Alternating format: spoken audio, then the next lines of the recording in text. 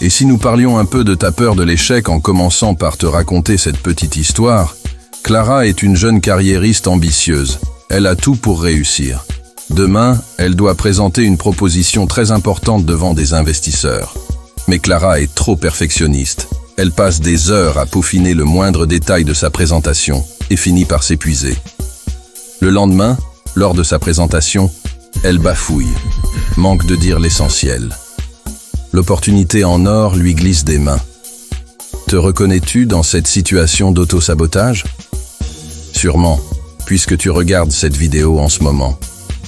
L'auto-sabotage existe sous plusieurs formes, et nous te les présenterons ici. Car l'auto-sabotage se manifeste partout, même dans des situations amoureuses.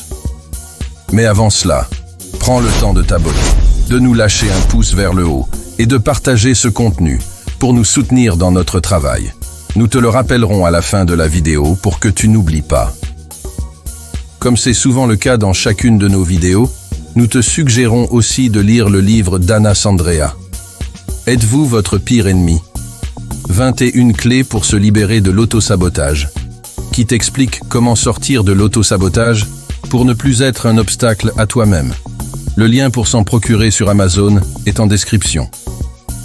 Voyons ensemble les 5 principaux aspects de l'auto-sabotage pour que tu comprennes les racines de ce problème et que tu arrêtes de te mettre en travers de ton propre chemin. Premièrement, la procrastination. C'est le fait de reporter constamment ce que tu peux faire aujourd'hui à demain. Cela crée un cycle où les tâches s'accumulent et ne sont jamais complétées.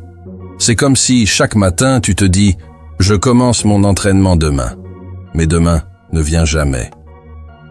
Ensuite, la peur de l'échec, qui te paralyse et t'empêche de saisir des opportunités par crainte d'échouer.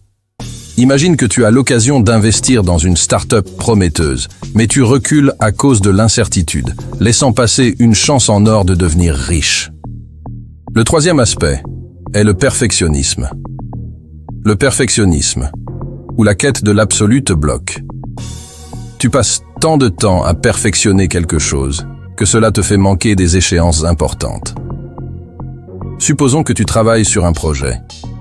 Tu veux que tout soit parfait, à tel point que tu manques la date limite. Il y a aussi les conflits relationnels, qui sont une autre des caractéristiques de l'auto-sabotage. Ils surviennent quand tes réactions excessives causent des disputes fréquentes, détériorant ainsi tes liens avec les autres. Chaque désaccord avec un ami ou un partenaire d'amour devient une grande dispute, mettant en péril la relation.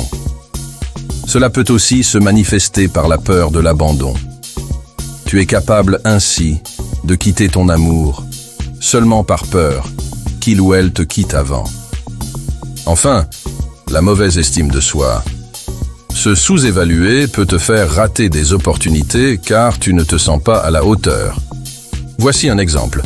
On te propose une promotion au travail, mais tu la refuses, pensant que tu ne peux pas gérer les responsabilités.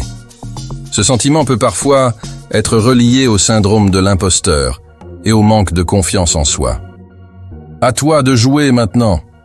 Utilise ces connaissances pour te libérer de ces chaînes invisibles et avancer vers une vie plus épanouissante et passionnante pour toi. Et surtout, n'oublie pas de t'abonner, d'aimer la vidéo et de partager ton avis en commentaire.